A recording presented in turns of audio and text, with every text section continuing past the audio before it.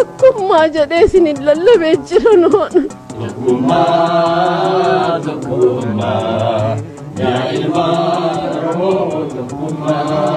Uummata Oromoo sabri isin yaa kannu anaaf sabri naa kannu takkummaa keessan jabeessa yaa uummata Oromoo yoo isinii galee noo booda uummata kanaafne ani waan inni isinitti himuun jiru Allah finfinnee jedhe waan takka hin hambisne ana qabsoon hin beekne qabsoo keessa nana kennuun Allah ani Oromiyaa waan taate hin beeku haatiin xiyya waan taate hin beeku Allah isaan na barsiise Oromummaa noo jechuun goota takkallee isa gahin jiru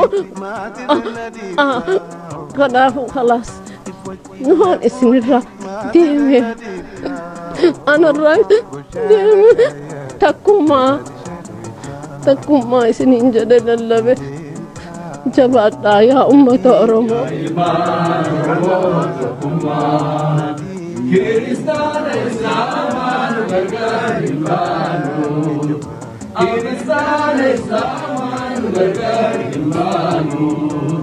Amantiin abbaatii akkasii haa beeknu. Kun hojii Rabbiiti Waaqayyoo haa beeknu.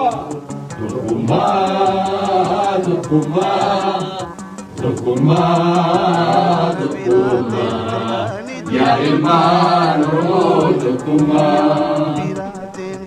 Isin goota Oromoon jagnaadha. Oromoon leenca akka caaluutti osoo darbaamu osoo iyyuu isinitti du'e. Dubbadhu naan jettanii isin akka caaluutu isinirraa deemee barru. Leenca namuu hin dandeenyeen isallee kuchiisanii kute kalaas noon hidhamee ture. Hidhaa mana hidhaatii miti.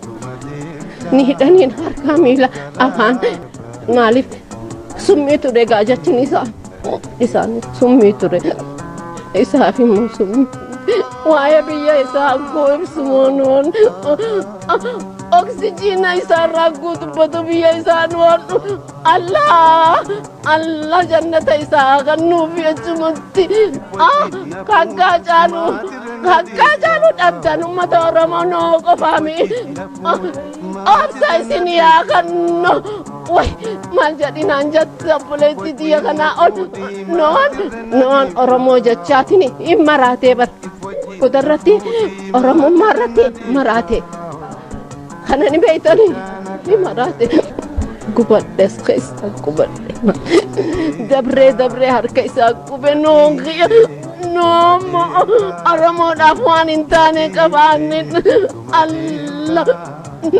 mana nuu fuudhi lafa nuu fuudhin jedhaan noo deemitin ijoollee tala ta uummata Oromoon tuqunaan jedheen ani uummata Oromoon fedhu qotee bulaarraa kaasanii naa kannanii bar jedhe laal Allah tanoomo ani dubbadhu yaanaan jettan dubbadhee duunfixu ani isarratti hin baradhe maali Oromummaan hin beekun ture obboleetti